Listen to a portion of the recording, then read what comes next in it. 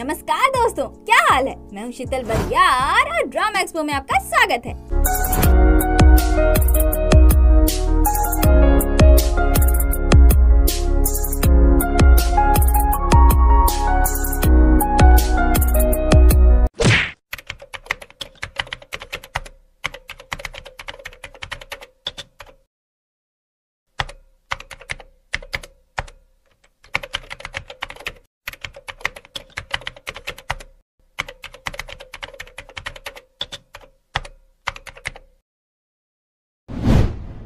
अब तक आपने देखा कि जीहू के क्रॉस एग्जामिनेशन के वक्त एक नई बात निकलकर सामने आती है कि स्वीटू सॉन्गजे प्रोफेसर यांग के कबर्ड में छुपा हुआ था।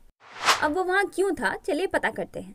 जिस पल सारे पजल्स के पीसेस अपनी अपनी जगह पर आ जाते हैं, सारा शक कम हो जाता है और संतोषजनक सच बाहर आ जाता है। वो उस कानून के फैसले की शुरुआत होती है जिसके एक हाथ में तराजू और दूसरे हाथ में तलवार है। पर क्या कानून सच में न्यायपरायण है? Well, let's find out. ये अंधा कानून है। एपिसोड की शुरुआत अपने क्लमजे से होती है जो कोर्ट से बाहर निकलकर खुद से ही बातें कर रही होती है। लास्ट एपिसोड में जीहू की सच्चाई सुनने के बाद जब जज प्रोफेसर जिनको डांट रहे थे उसी वक्त वो कोर्ट से निकल गई थी और अब बाहर जाते वक्त खुद से ही बातें कर रही है कि नहीं, तुम बिल्कुल क्यूरियस नहीं हो, तुम किसी भी बात को लेकर के बिल्कुल भी क्यूरियस नहीं हो, पढ़ाई पर ध्यान दो एंड ब्ला ब्ला ब्ला।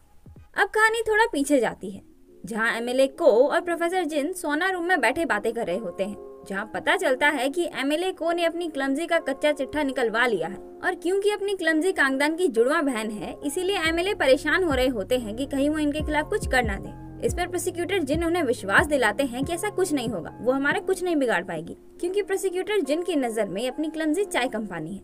यहाँ ये भी पता चलता है कि एमएलए को भी अच्छे से जानते हैं कि लेक्चर हॉल में प्रोफेसर यांग सिर्फ इनको उकसाने की कोशिश कर रहे थे। वो बोलते हैं तुम्हें उसे अंदर करवाना ही होगा, अगर तुमने जरा सी भी लापरवाही बरती तो तुम उससे हार जाओगे।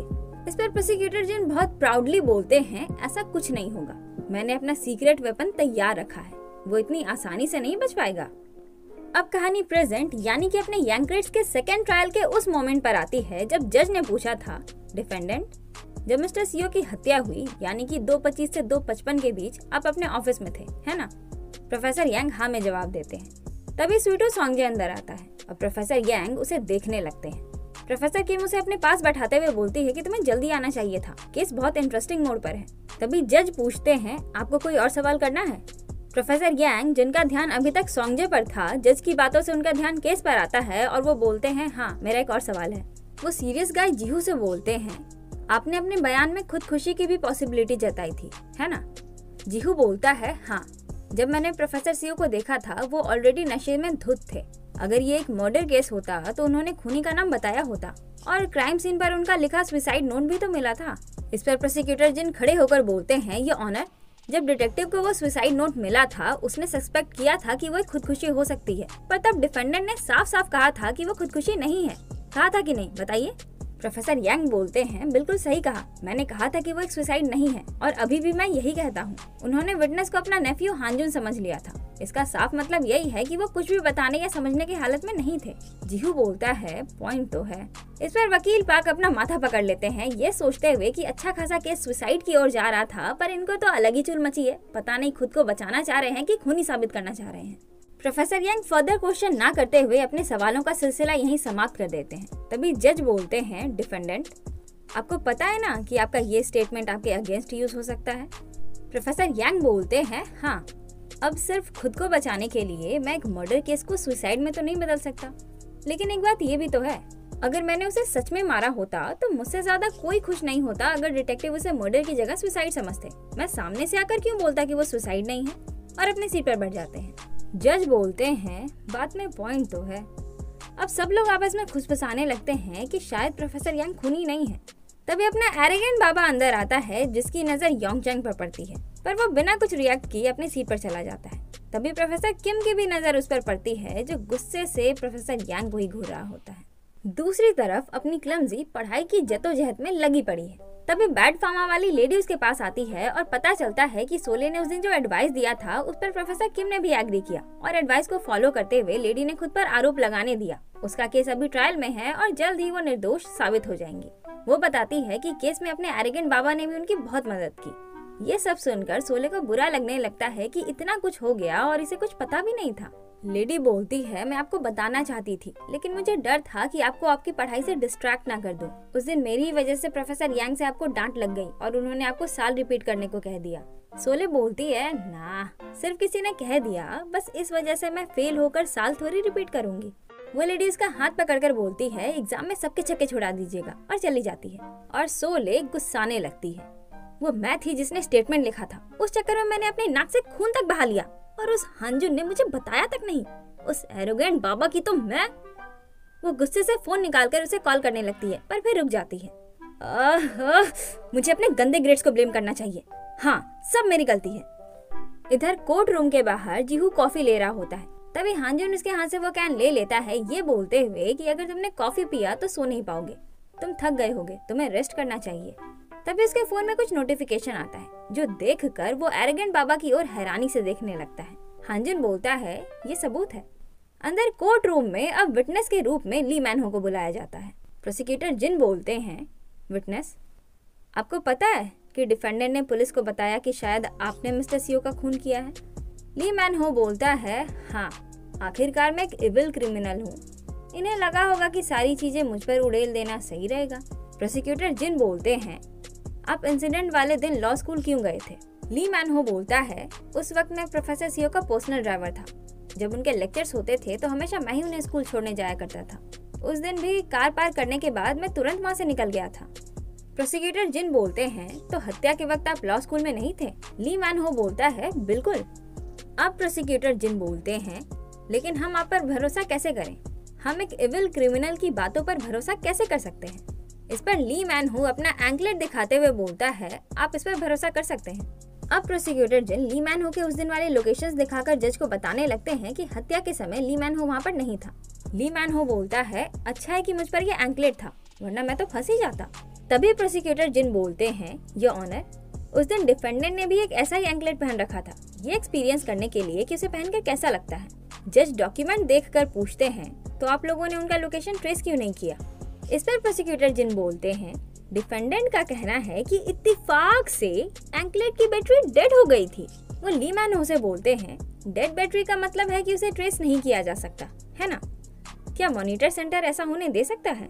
ली मैनहो बोलता है, बिल्कुल भी नहीं। मिनिस्ट्री ऑफ जस्टिस कोई मजाक थोड़ी है जो इतनी बड़ी लापरवाही करे।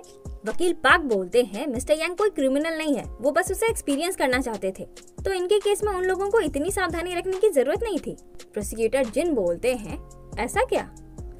अभी मैंने भी एक पहन रखा है, इसलिए मुझे अच्छे से पता है कि वो लोग प्रोटोकॉल्स को कितना स्ट्रिक्टली फॉलो करते हैं। वो अपना एंकलेट दिखाते हुए बोलते हैं, अभी इसकी बैटरी 25% है। फिर अपना फोन दिखाते हुए बोलते हैं, और मॉनिटर सेंटर का कॉल आ रहा है। अगर मैंने आंसर नहीं किया तो वो लोग तब तक कॉल करते रहेंगे जब तक मैं कॉल पिक नहीं कर लेता, और बहुत देर तक कॉल पिक ना करने पर वो लोग अपने ऑफिसर्स भी भेजते हैं।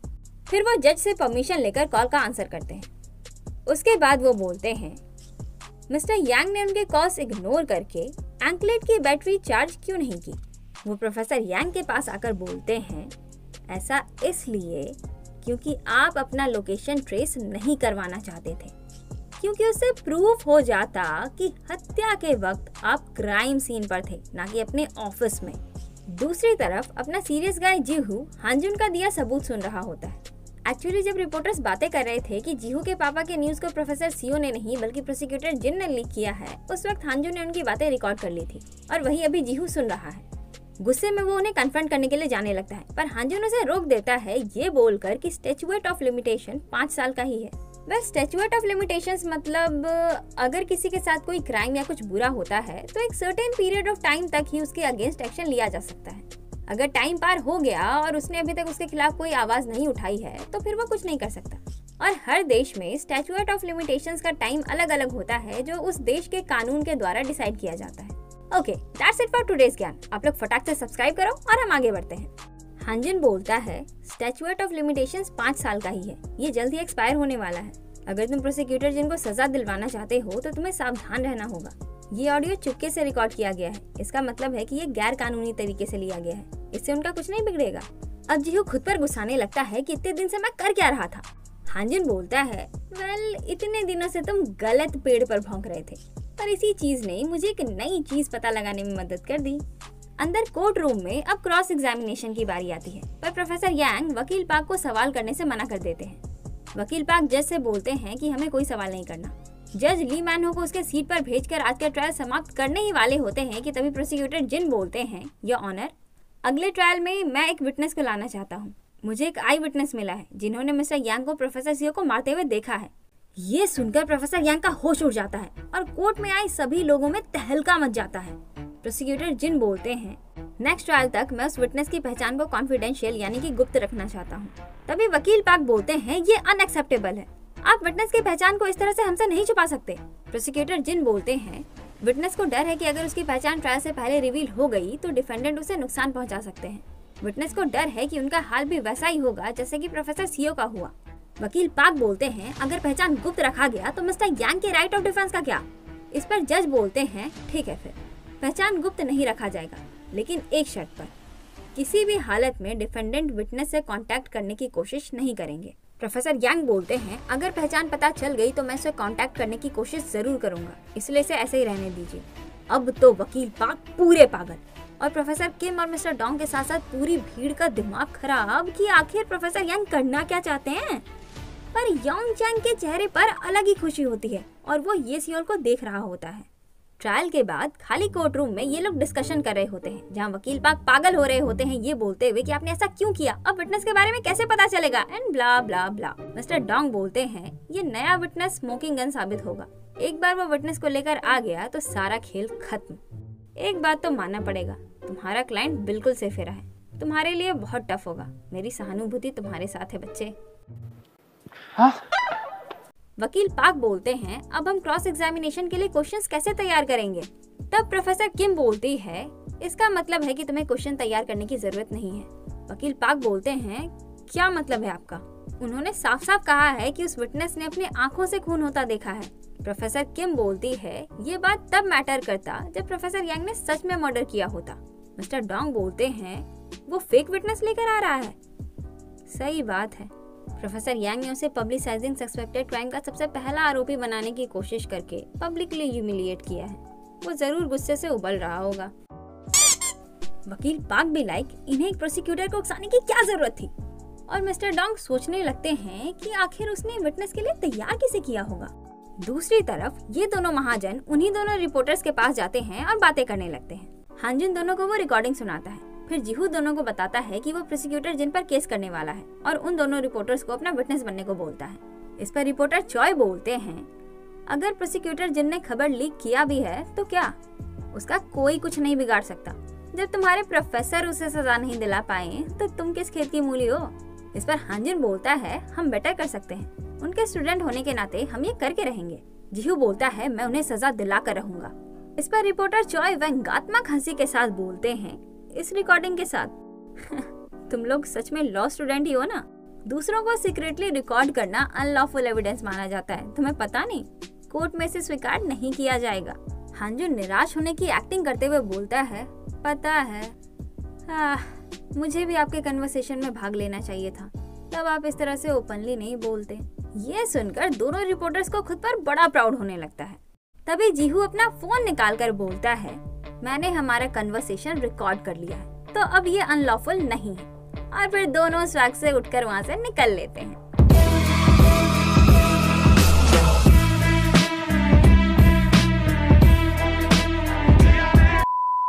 इधर खाली कोर्ट रूम में अब सिर्फ प्रोफेसर किम और प्रोफेसर यांग होते हैं। प्रोफेसर किम बोलती है, कितना इत्तेफाक की बात है ना, कोई और जगह नहीं, वही कोर्ट, तुम्हें याद है? अब कहानी पास्ट में जाती है। कोर्ट वही है पर नजारा अलग था। उस वक्त चीफ जज के रूप में डीन साहिबा मिस ओ थी और प्रोफेसर किम उनके साथ वाली जज। कोई केस चल रहा होता है जिसमें प्रोसिक्यूशन की ओर से प्रोफेसर यांग होते हैं। वो बोलते हैं डिफेंडेंट इनोसेंट है। जज साहिबा बोलती है, अगर डिफेंडेंट इनोसेंट है तो आपने इसके खिलाफ केस ही क्यों लड़ा? प्रोफेसर यांग बोलते हैं, अगर मैं नहीं लड़ता तो वो लोग मेरी जगह किसी और प्रोसिक्यूटर से लड़वाते। डिफेंडेंट ने कंपनी का पैसा नहीं हड़पा। कुछ हायर अप्स कंपनी के सीईओ के तलवे चाटते हैं, जिस वजह से सारा दोष डिफेंडेंट पर मर दिया गया। इसलिए डिफेंडेंट निर्दोष हैं। प्रोसिक्यूटर यांग की इस बात से जज किम उनसे बहुत इम्प्रेस हुई थी। प्रेजेंट में वो मुस्कुरा कर बोलती है, उस ट्रायल के बाद तुम फेमस हो गए। मैं नहीं चाहती थी कि तुम क्विट करो, मैं कभी नहीं चाहती थी कि तुम प्रोसिक्यूशन ऑफिस छोड़ो। इस पर प्रोफेसर यांग बोलते हैं, आपने तो मुझसे भी पहले छोड़ दिया। प्रोफेसर किम मुस्कुरा कर बोलती है, सही कहा। मुझे लगता था मुझे कोई रिग्रेट नहीं होगा, पर आज फिर से सीट पर बैठकर अजीब लग रहा है। फिर वो बोलती है, वैसे अब तुम क्या करोगे? तुम अभी तक अपनी बेगुनाही साबित भी नहीं कर पाए हो और अब एक नया विटनेस आ गया। प्रोफेसर यांग बहुत कामली बोलते हैं, मैं विटनेस को ढूंढूंगा, एक रियल विटनेस जो मेरी बेगुनाही साबित कर सके। उधर ये पूरी फैमिली साथ में लंच कर रही होती है, जहाँ पता चलता है कि सोल्बी को वाइस डीन वाले सब्जेक्ट से दूसरे सब्जेक्ट में शिफ्ट किया जा रहा है। Cause why not? अब जब अथॉरिटी को पता चल चुका है कि ये दोनों बाप बेटी है, तो सोल्बी को वाइस डीन का सब्जेक्ट कैसे कंटिन्यू करने दे सकते हैं? Cause according to authority vice dean bias होकर अपनी बेटी को ज्यादा मार्क्स दे सकते हैं। और मान लो अगर वाइस डीन ने ऐसा नहीं भी किया, तब भी अगर सोल्बी के अच्छे मार्क्स आए तो सब लोग उसकी काबिलियत को नकार कर यही कहेंगे ना कि सोल्बी अपने पापा की वजह से इतने अच्छे मार्क्स लेकर आई है। यही तो रीजन था ना जिस वजह से वाइस डीन रिजाइन करना चाहते थे, ताकि लोग उन दोनों पर उंगली ना उठा पाए। एनीवेज, माँ परेशान होने लगती है कि ये सेमेस्टर ऑलमोस्ट खत्म ही होने वाला है। अगर अभी कोर्सेज चेंज हुए तो सोल्बी कैसे कवर अप कर पाएगी? पर सोल्बी को इससे कोई प्रॉब्लम नहीं होती। वो बोलती है, क्लास में लैपटॉप ना यूज करने से तो अच्छा यही है। वाइस डीन बोलते हैं, अगर तुमने क्लासेस चेंज किए तो सबको पता चल जाएगा कि तुम मेरी बेटी हो। पर सोल्बी को इस बात से कोई फर्क नहीं पड़ता। अभी इसके लिए इससे भी ज्यादा इम्पोर्टेंट काम है, इसलिए वो अपने पेरेंट्स को बाय करके वहाँ से चली जाती है। वो स्वीटू सोंगजे को कॉल करती है। अब कहानी थोड़ा पीछे जाती है और पता चलता है कि जब सोल्बी ने उससे पूछा था कि वो लैपटॉप उसकी वाइफ का ना होकर प्रोफेसर यांग का क्यों था, उसके जवाब में उसने कहा था, मुझे थोड़ा समय दो, मैं अभी श्योर नहीं हूँ कि मुझे तुम्हें बताना चाहिए या नहीं। सोल्बी बोलती है, ठीक है, आप अपना समय ले लो, पर मुझे जवाब देने से पहले किसी और को मत बताना। फिर वो उसका रिंग देखते हुए बोलती है, वैसे आप ये रिंग पहने ही रहने वाले हो? प्रेजेंट में अपने रिंग को देखता हुआ अपना स्वीटू सोंगजे अपनी सोच की गहराई में डूब जाता है। उधर प्रोफेसर यांग वही सीसीटीवी फुटेज देख रहे होते हैं जिसमें स्वीटू रूपी मास्क मैन ने सिक्योरिटी को उनका लैपटॉप लौटाया था। अब तक इन दोनों को भी लैपटॉप के अदला बदली का घपला पता चल चुका है और दोनों यही सोच रहे हैं कि ये मास्क मैन आखिर है कौन। तभी प्रोफेसर किम की नजर उस अंगूठी पर पड़ती है और वो समझ जाती है कि ये कौन है। दूसरी तरफ एक सुनसान इलाके में कार में बैठे दोनों गर्लफ्रेंड बॉयफ्रेंड आपस में बातें कर रहे होते हैं, जहाँ पता चलता है कि प्रोफेसर यांग का आई विटनेस ये लोग अपनी मेकअप की दुकान येसियोल को बनाना चाहते हैं। येसियोल साफ साफ मना कर देती है और कार से निकलकर जाने लगती है। एक तो योंगचैंग के हिडन कैमरा वाली हरकत से ऑलरेडी इसका दिमाग हिला हुआ है और ऊपर से अब ये करवाना चाहता है। योंगचैंग उसे रोक कर बोलता है, ऐसी बात करके तुम मेरा दिल तोड़ रही हो, हम जल्दी शादी करने वाले हैं, मैंने तुम्हारी सेफ्टी के लिए तुम्हारे रूम में कैमरा लगाया था, मैं तुमसे प्यार करता हूँ येसियोल। येसियोल बोलती है, तुम्हें लगता है ये प्यार है? योंगचैंग बोलता है, बिल्कुल। वो उसे गले लगाकर बोलता है, चलो नेक्स्ट ईयर हम शादी कर लेते हैं, जब मैं लॉ स्कूल में एडमिशन ले लूंगा तब। फिर उससे हटकर बोलता है, लेकिन उसके लिए हमें उस यांग को उसके किए की सजा दिलवानी होगी। तुमने देखा नहीं उसने तुम्हारे ससुर के साथ कैसा सुलूक किया? येसियोल बोलती है, प्लीज पर्सनल खुन्नस। योंगचैन उसकी बात को काटते हुए बोलता है, उस कमीने ने पर्सनल खुन्नस की वजह से प्रोफेसर सियो की जान ले ली। येसियोल बोलती है, लेकिन अभी तक ये साबित नहीं हुआ है। इस पर योंगचैन हंसने लगता है। फिर वो उसके पैरों को जोर से मसलते हुए बोलता है, तुम्हें समझ क्यों नहीं आता? ऐसा नहीं है कि मैं एक निर्दोष को फंसाने की कोशिश कर रहा हूँ। येसियोल को बहुत दर्द हो रहा होता है, पर वो कुछ भी नहीं बोल रही होती, सिर्फ दर्द को सहे जा रही होती है। योंगचैन बोलता है, वो शातिर खूनी अपनी लीगल नॉलेज को यूज करके सजा से बचने की कोशिश कर रहा है, चलो उसे सबक सिखाते हैं। उसके बाद शाम को प्रोसिक्यूटर जिन दोनों रिपोर्टर्स पर भड़क रहे होते हैं क्योंकि उन्होंने इन्हें हमारे दोनों महाजनों के रिकॉर्डिंग वाले कारनामे के बारे में बता दिया है। तभी पीछे से प्रोफेसर यांग आवाज लगाते हैं, जो सुनकर वो कॉल कट करके उनसे बात करने लगते हैं। प्रोफेसर यांग बोलते हैं, तुम्हें पता है मैंने प्रोसिक्यूटर का प्रोफेशन क्यों छोड़ा? जानना चाहते हो कि मैं लॉ प्रोफेसर क्यों बना? ये पक्का करने के लिए कि तुम्हारे जैसे हरामी प्रोसिक्यूटर और ना हो पाए, ये बात याद रखना, और जाने लगते हैं। प्रोसिक्यूटर जिन हंसकर बोलते हैं, फिर से पुराना पोजीशन हासिल करके बच्चों को पढ़ाने के लिए पहले तुम्हें अपना नाम, उनकी बात को काटते हुए प्रोफेसर यांग बोलते हैं, मैं अपना नाम क्लियर करके रहूंगा, तुम्हारी कोई भी हरकत कुछ काम नहीं आने वाली। प्रोसिक्यूटर जिन बोलते हैं, तुम्हें सच में लगता है कि तुम बच सकते हो? ठीक है, फिर देखते हैं। उधर ये सियोल लॉ स्कूल पहुंचती है तो उसकी नजर सामने से जाते अपने एरोगेंट बाबा पर पड़ती है, जो उसे देखकर आवाज लगाता है, पर तभी वो गिर जाती है। हंजुन दौड़कर उसके पास आता है। उसके बाद दोनों बैठकर बातें कर रहे होते हैं। तभी योंगचन का कॉल आता है जो येसियोल नहीं उठाती। येसियोल की हालत देखकर अब तक तो अपना एरोगेंट बाबा समझ ही चुका है कि योंगचन ने फिर से इस पर हाथ उठाया है, पर इस बारे में वो कुछ नहीं बोलता। येसियोल बोलती है, आज के ट्रायल में आप ऑसम थे। हंजुन अपना सिर खुजाते हुए बोलता है, सच में? वेल, मैं तो ऑसम हूँ ही। येसियोल बोलती है, आपको भरोसा है ना कि प्रोफेसर यांग ने उन्हें नहीं मारा? हंजुन बोलता है, नहीं, ऐसा नहीं है, मैं किसी पर भरोसा नहीं करता। जिन पर मैं सबसे ज्यादा भरोसा करता था, उन्होंने ही मेरा भरोसा पूरी तरह से तोड़ दिया। इस चीज ने मुझे तोड़ दिया, तुम समझ रही हो ना? और ये अभी भी दर्द देता है। येसियोल पूछती है, तो विटनेस स्टैंड पर आपने जो? हंजुन बोलता है, मैंने बस सच कहा और कुछ नहीं। अब अगर मुझे लॉ के फील्ड में काम करना है तो मैं प्रिज्यूरी तो नहीं कर सकता, है ना? येसियोल बोलती है, तो क्या ये पॉसिबल है कि प्रोफेसर यांग ने उन्हें सच में मारा होगा? हंजुन बोलता है, ये पॉसिबल भी हो सकता है, अगर वो नया विटनेस जो नेक्स्ट ट्रायल में आने वाला है वो सच बोल रहा हो तो। फिर वो एक पेपर निकालकर येसियोल को देते हुए बोलता है, ये तुम रख लो, और चला जाता है। वो पेपर खुलकर देखती है तो उसमें लिखा होता है, मैं योंगचन येसियोल पर दोबारा हाथ कभी नहीं उठाऊंगा। जी हाँ, ये वही पेपर है जो हंजुन ने योंगचन से लिखवाया था। वो उस पेपर को पैकेट में रख लेती है। तभी फिर से योंगचन का कॉल आता है, पर वो रिसीव नहीं करती। तभी योंगचन एक वीडियो भेजता है, जो देखकर येसियोल के पैरों तले जमीन खिसक जाती है, क्योंकि वो वीडियो दोनों के मेकआउट सेशन की है जो दोनों ने येसियोल के हॉस्टल रूम में किया था।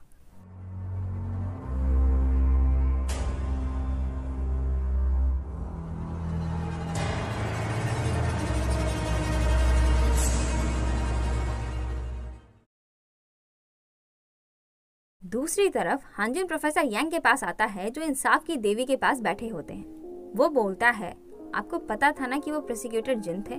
प्रोफेसर यांग बोलते हैं, अनफॉर्चुनेटली तुमने जो रिकॉर्डिंग जीहो को भेजा है वो अनलॉफुल एविडेंस है। इस पर हंजुन वो दूसरा ऑडियो उन्हें सेंड करके बोलता है, इसलिए जीहू ने खुद से ये रिकॉर्ड किया है। आप चाहते थे कि जीहू प्रोसिक्यूटर जिन पर केस करे, है ना?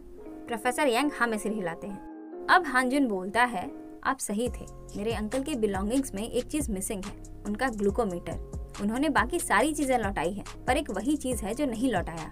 इस पर प्रोफेसर यांग बोलते हैं, वो जरूर जिनका दूसरा हुक्म का इक्का होगा इस फेक विटनेस के बाद, और उठकर चले जाते हैं। अगले दिन डीन साहिबा और प्रोफेसर यांग आपस में बातें कर रहे होते हैं, जिसमें पता चलता है कि स्कूल के प्रेसिडेंट चाहते हैं कि प्रोफेसर यांग ने लेक्चर हॉल में उतने लोगों के सामने एमएलए को की जो बेइज्जती की थी, उसके लिए वो एमएलए को से माफी मांगे। पर प्रोफेसर यांग इसके लिए नहीं मानते, क्योंकि ये चाहते हैं कि एमएलए को इन पर डिफेमेशन का केस करें। मिस ओ बोलती है, कहीं आप एमएलए के उस इलेक्शन लॉ वायलेशन को फिर से चर्चा में लाने की कोशिश तो नहीं कर रहे हैं? प्रोफेसर यांग हाँ में जवाब देते हैं। इस पर मिस ओ आह भर के बोलती है, हाँ, मैं प्रेसिडेंट से ऑलरेडी बोल चुकी हूँ कि अगर हमने आपको माफी मांगने के लिए फोर्स किया तो वो आपके फ्रीडम ऑफ कंसाइंस का वायलेशन होगा। आसान शब्दों में बोले तो इच्छा की स्वतंत्रता का वायलेशन। एनीवे, प्रोफेसर यांग बोलते हैं, मुझे माफ कर दीजिए, मेरी वजह से आपको ये सब झेलना पड़ रहा है। मिस ओ बोलती है, अगर आप मुझसे सच में माफी मांगना चाहते हैं तो खुद को निर्दोष साबित कीजिए, क्योंकि जिस पल आप दोषी साबित होंगे उसी पल प्रेसिडेंट आपको फायर कर देंगे, आपको पता है ना? प्रोफेसर यांग हाँ में सिर हिलाते हैं। उधर अपनी क्लमजी कॉपी प्रिंटिंग रूम में होती है, जहाँ मिस्टर डोंग उसे बोल रहे होते हैं, तुम सच में प्रोफेसर यांग के ट्रायल में नहीं जाना चाहती? सच में? इस पर वो अपने सिर पर लगा चिट दिखाती है, जिसमें लिखा होता है, मैं बिल्कुल भी क्यूरियस नहीं हूँ। मिस्टर डोंग बोलते हैं, आई एम श्योर कि तुम क्यूरियस हो, ट्रायल बहुत इंटरेस्टिंग था। वो फिर से उन्हें वो चिट दिखाती है। अपनी क्लमजी को प्रोफेसर किम के सब्जेक्ट का एक टॉपिक सर्बोगेशन राइट्स, जो इंश्योरेंस एंड ऑल से रिलेटेड है, उसके बारे में कुछ समझ नहीं आता, इसीलिए इसे उसके नोट्स चाहिए। एंड शी इज 100% श्योर कि अब तक किसी न किसी स्टूडेंट ने तो उसका नोट्स बनाकर प्रिंट करवाने के लिए दिया ही होगा। इसलिए वो मिस्टर डोंग से पूछने लगती है कि वो इंसान कौन है, ताकि वो उस इंसान से उसके नोट्स मांग सके। मिस्टर डोंग बोलते हैं, उसने किसी को भी बताने से मना किया है। सोले बोलती है आप मेरे लिए इतना भी नहीं कर सकते। तभी अपना एरोगेंट बाबा वहाँ आता है, जिसे देखकर मिस्टर डोंग बोलते हैं शैतान का नाम लिया और शैतान हाजिर। और इसी तरह बड़ी चालाकी से ना बताते हुए भी इन्होंने सब कुछ बता दिया। ब्रो, यू वेरी चालाक ब्रो। सोले झट से पीछे मुड़ती है, पर हांजुन को देखकर इसका मूड चढ़ जाता है और बेचारा एरोगेंट बाबा उसकी तरफ बड़ी मासूमियत से देखते हुए सोचने लगता है कि इसे क्या हुआ। फिर क्या था, रूठी हुई सोले वहाँ से जाने लगती है और एक इनोसेंट पिल्ले की तरह अपना एरोगेंट बाबा उसके पीछे पीछे।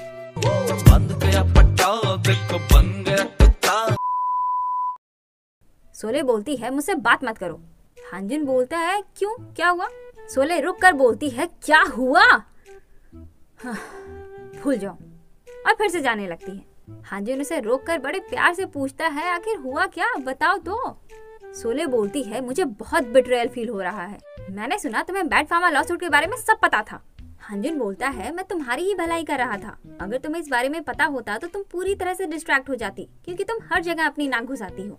सोले बोलती है फिर भी मुझे तो विश्वास ही नहीं हो रहा है, सबको पता था, बस एक मैं ही अनजान थी। मैं सच में उन्हें अपना नाम क्लियर करते हुए देखना चाहती थी। हांजुन बोलता है मुझे पता है। सोले बोलती है तुम्हें पता है? जब कोर्ट में मैं उनसे मिली तो मुझे एक इडियट जैसा फील हुआ। वो मेरे एग्जाम को लेकर परेशान थी। हांजुन बोलता है अच्छे से एग्जाम दो और हाईएस्ट रैंक लेकर आओ, ताकि तुम्हें दोबारा एग्जाम ना देना पड़े।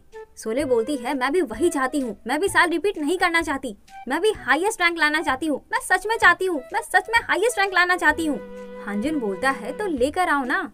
सोले बोलती है तो लेकर आओ ना। तुम तो ये बात मत ही बोलो।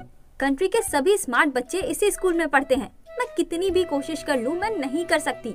जो लोग फॉल्स होप देते हैं उन्हें तो मैं खैर छोड़ो। मैं तो इतनी निराश हो चुकी हूँ कि ये विश करने लगी हूँ कि काश मैं सच में वाइस डीन की बेटी होती। और जाने लगती है।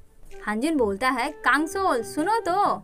सोले इरिटेट होकर बोलती है मेरा नाम कांगसोल ए है। मुझे लगा था कि ये ए मेरे लिए लक लेकर आएगा, मेरा लकी चार्म बनेगा, इसीलिए मैं चाहती थी कि मेरा नाम कांगसोल ए हो। तभी अपना स्वीटू सॉन्ग वहाँ से गुजर रहा होता है, जो उनकी बातें सुनने लगता है। सोले बोलती है पता है मेरी सोच कहाँ तक चली गई है? मैं तो ये तक भी सोचने लगी हूँ कि अगर मैं क्वेश्चन पेपर चुरा लूँ तो कितना अच्छा होगा। हांजुन चुपचाप वहीं खड़ा होकर उसकी सारी बकबक सुन रहा होता है, पर अपना स्वीटू सॉन्ग जे सोले की फालतू की बड़बड़ को सुनकर वहाँ से निकल लेता है। पर अभी भी क्लमजी का बकबक बंद नहीं हुआ है। वो आगे बकती है तुमने सेकेंड राउंड जुडिशियल एग्जाम पास किया है, इसलिए तुम कभी नहीं समझ सकते। और फिर से जाने लगती है। हांजुन बोलता है तो तुम्हें मेरी मदद नहीं चाहिए? ये सुनकर अपनी क्लमजी तुरंत गिरगिट की तरह रंग बदल लेती है। वो नोट्स उसके हाथ से लेकर बोलती है ये जरूर भारी होगा, है ना? फिर झुकते हुए बोलती है मुझे तुम्हारी मदद चाहिए, अपना बैग इस पर रख दो। हांजुन चवन्नी मुस्कान देते हुए अपना बैग उसकी पीठ पर रख देता है। सोले बोलती है चलो चलें मिस्टर जीनियस, और दोनों स्टडी की ओर जाने लगते हैं।